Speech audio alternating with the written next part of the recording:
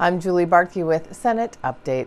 Minnesota lawmakers joined with faith leaders on Monday to try and put an end to religious persecution. They called for tolerance and compassion during a news conference again on Monday. Well, thank you for coming today. I'd like to thank the area legislators who are here and the area religious leaders who have come out to discuss this important issue, and Senator Latz will introduce them in just a moment.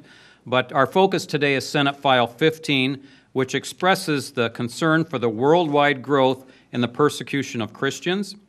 In fact, the latest annual report on international religious freedom from the U.S. State Department says that in 2013, the world witnessed the largest displacement of religious communities in recent memory, which includes Christians, Jews, Muslims, Hindus, and other faiths.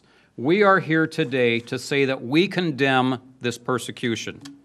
The Pew Research Center reports that Christians face persecution in over 151 countries, let alone not all the other religions that face the persecution, and we are seeing this played out on the nightly news.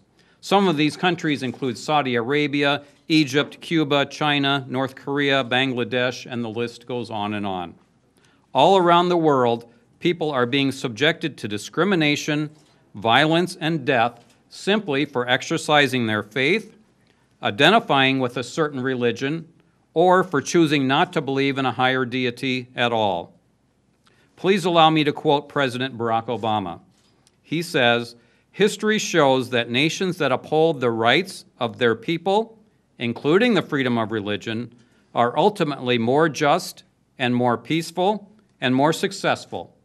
Nations that do not uphold these rights sow the bitter seeds of instability and violence and extremism." President Obama also stated that promoting religious freedom is a key objective in U.S. foreign policy. Therefore, Senate File 15 asks for these calls to action. We're asking for President Obama to issue recommendations for the countries of concern as required by the International Religious Freedom Act, and to put action behind his statement by making religious freedom a priority in all foreign policy.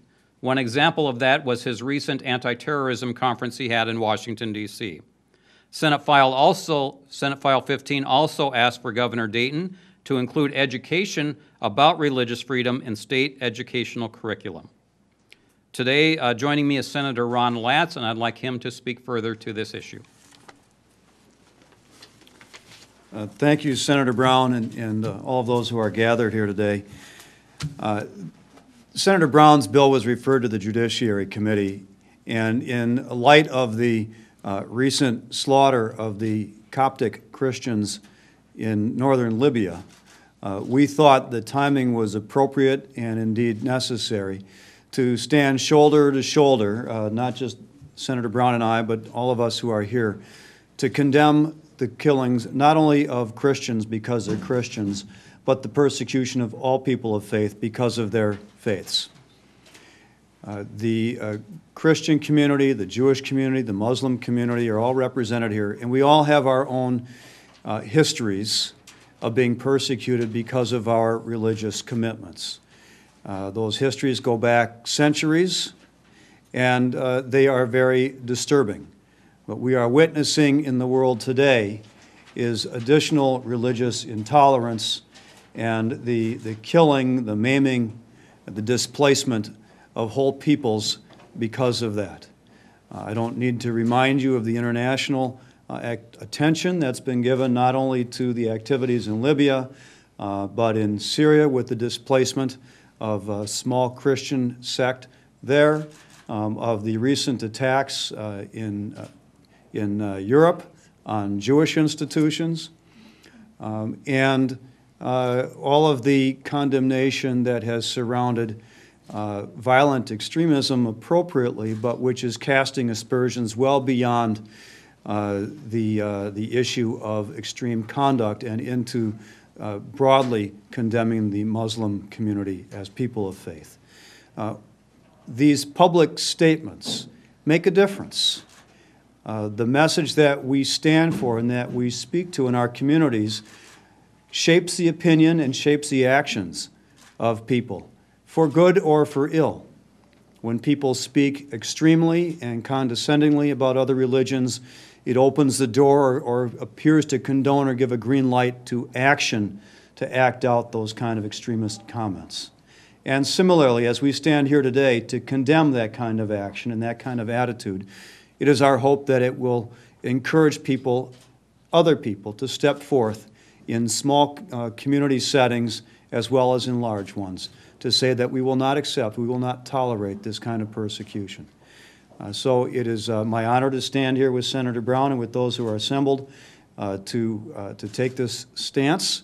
And I'd like to introduce the legislators who are here, and then I'm going to introduce some other individuals representing a cross-section of our faith community in Minnesota to make some remarks. I saw that our Senate President Pappas has joined us. Senator Sharon is here, Senator Newman, Senator Bonoff, Senator Chamberlain. Maybe Reverend Chamberlain, actually. No, there's actually a Senator Chamberlain who's here too. Yeah, how do you like that? Must be a good name. I'll let you two figure out which is which. Senator Nenow, Senator Kiffmeyer, Senator Gazelka, Senator Anderson, Senator Benson, and Senator Hall. Did I miss anyone who walked in later? Well, we have some representatives on the list too. Representative Seltzer, Representative Backer, Representative Bennett, Representative Erickson, and Representative Liebling. Did I miss anyone else? Franson. Oh, and Representative Franson came in. So thank you, legislators who are here with us. I would like to introduce, for some remarks, Steve Hunnigs, who's the Executive Director of the Jewish Community Relations Council, for some words as well. Steve, please.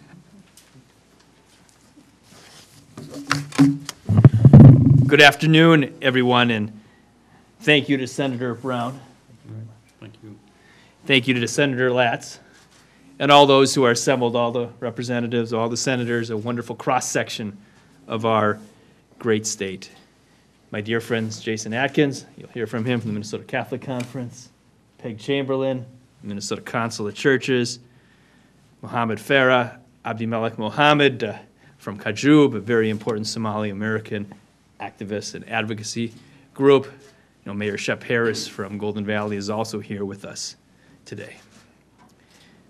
We all know of the horrific images from the past couple weeks, whether it's Paris, somewhere in Syria, Copenhagen, somewhere in Libya, the family in Chapel Hill. People murdered for expressing opinions, people murdered for their religious identity. But let me describe another reality. 1,000 people, many from the Muslim community of Norway, surrounding the main synagogue with a ring of peace on Saturday night at the end of Shabbat prayer, the Havdalah service. In the name of these great religions, this is the direction in which we need to head towards civility, acceptance, and protection. It's important to recognize at this time, and it's probably the thrust of the legislation of Senate File 10, the uncertain future of the Christian communities in the Middle East, the very cradle of Christianity. Ancient Christian communities, often subject to discrimination and worse, and their numbers are declining in Syria, Lebanon, Jordan, and Egypt. I hope we'll all pay attention to the circumstances of the Christians in the Middle East. Terror in the name of religion is a vast and global scourge. Love in the name of religion is a fundamental precept. The most common instruction in the Torah, recited 36 times, is love thy neighbor as thyself, for you were a stranger in the land of Egypt. Let us build rings of hope throughout Minnesota, and I see this as a wonderful testament, so to speak, to that hope and admonition for all of us. So thank you, Senators. Thank you. Thank you, Steve. I will note, I was in Egypt about 25 years ago, and I went to find the synagogue in Cairo. It happens that it's located in the middle of the Coptic quarter of Cairo. And that's the only way I found it, was to get directions from the Christian community there so I could find the ancient synagogue in the middle of Cairo. So cooperation and co-location is for everyone. I would like now to welcome the Reverend Peg Chamberlain from the Minnesota Council of Churches. The Reverend, not the congressperson, not the... No, that's right, not the senator. Well, thank you all for coming out, and thank you, senators, for your work on this. Many blessings in the conversations. May they be respectful and hopeful as you go forward. We have come together today to condemn violence and terror in the name of faith, and we condemn violence that's aimed at those who are of different faiths. I'm not going to speak about the other faiths too much, but I will speak that after 20 years of working with other faiths, I have witnessed the peace-loving nature of the faiths of the brothers who stand here with me from the faith community today. For more than 40 years, the Minnesota Council of Churches has been in interfaith dialogue here in Minnesota, and in that time, we've heard these groups denounce the use of violence, particularly in the name of religion, again and again. Now, I have a fairly distinct notion of who I think God is, understood and revealed in Jesus Christ, and I find that it stands sometimes in oppositions to other faiths. You can understand that. But it's precisely because who I understand God to be in Jesus Christ that I'm obligated, as Steve said, to love my fellow citizen, to love my fellow human being, and therefore to want the good for all. And that commitment and that to the common good compels our commitment to democracy and to freedom of religion. One asks, why does the Council of Churches work so hard to gather an interfaith presence? And it's not because we agree.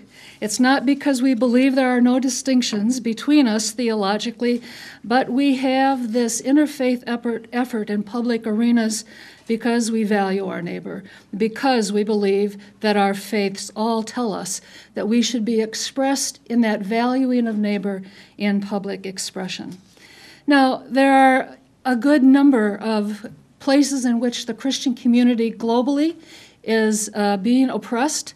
That's less true in the United States, although there would be some who would disagree with me. Certainly the Coptics have been mentioned.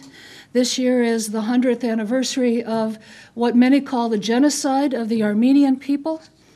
But lest Christians think that we are exempt from religious-based violence, let's remember, in the middle of all of this, and be in confession around things like the Holocaust.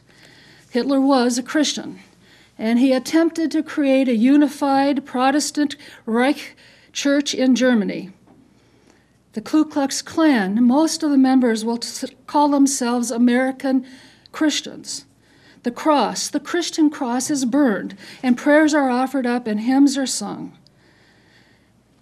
And remember the Indian Removal Act in 1830? Thousands of Native Americans died. The act was passed by many legislators who called themselves Christians. And they required those Native Americans who were not displaced to assimilate into American society, and that assimilation often was understood as converting to Christianity.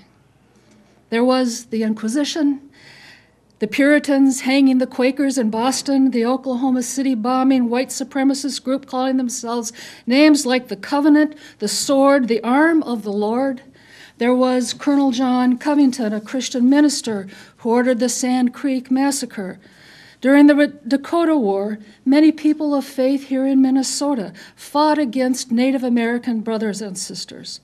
And there continue to be individuals who understand themselves as Christians or faithful in some other way, whose acts result in the deaths of others who have a different religion. In all the cases I mentioned, there were Christians resisting that violence or later confessing to those actions. During the Dakota War, Episcopal Bishop Whipple sought justice for those wrongly accused of in the Dakota Men. Missionaries to the Cherokee, Choctaws, and Seminole pleaded with their churches to fight against the Indian Removal Act. The United Methodist Church has admitted its culpability in the Sand Creek massacres. Virtually every large Christian denomination has denounced the Ku Klux Klan. And the Confessing Church in Germany finally prevented the success of Hitler's United Protestant Church. Today, we want to proclaim that we join with the resistors, those who would resist violence perpetrated in religious disagreement. We affirm that the best of this country's intention is to allow religious liberty even when we may deeply disagree. And we affirm that the best of our faiths, as Steve has just said, call us into respectful conversation and engagement with one another.